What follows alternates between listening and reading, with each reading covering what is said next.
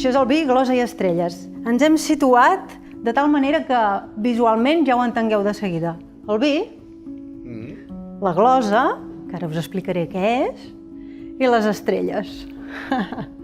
Això de la glosa, si no ho heu sentit mai anomenar, és simplement un joc amb les paraules que consisteix en posar lletra al moment a una melodia.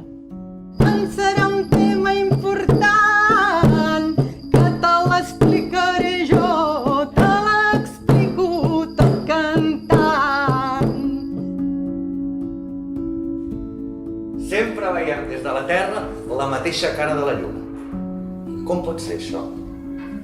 La Lluna té dos moviments, té la rotació i té la translació, aquest ou